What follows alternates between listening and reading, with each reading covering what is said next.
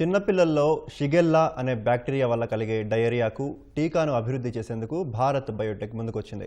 ఈ మేరకు ఓ బహుళ జాతీయ ఫార్మా కంపెనీ జీఎస్కే పీఎల్సీతో భారత్ బయోటెక్ ఇంటర్నేషనల్ లిమిటెడ్ జతకట్టింది.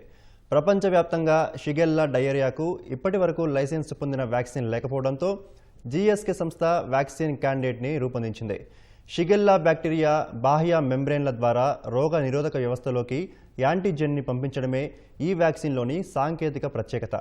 ఇప్పటికే 2 దశల క్లినికల్ ట్రయల్స్ నిర్వహించగా షిగెల్లా వ్యాక్సిన్ క్యాండిడేట్ ఆల్స్టోన్ఫ్లెక్స్ 123 సత్ఫలితాలు ఇస్తున్నట్లు తేలింది.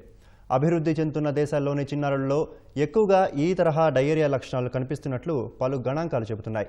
ఈ నేపథ్యంలో ఆఫ్రికాలో చేపట్టిన ఆల్స్టోన్ఫ్లెక్స్ 123 రెండో దశ క్లినికల్ ట్రయల్స్లో భద్రతాపరంగా ఎలాంటి సవాళ్లు ఎదురు కాలేదని జీఎస్కే ప్రకటించింది.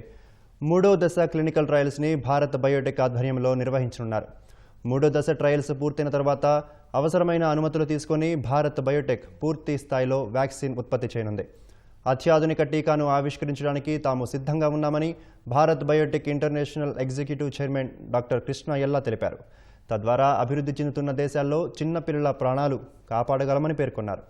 తక్కువ ఖర్చుతో టీకాను అందించడం తప్పనిసరని, ఇందుకోసం భారత్ బయోటెక్తో కలిసి పనిచేయడానికి తాము ఆసక్తిగా ఉన్నట్లు GSK chief global health officer Thomas Breuer తెలిపారు.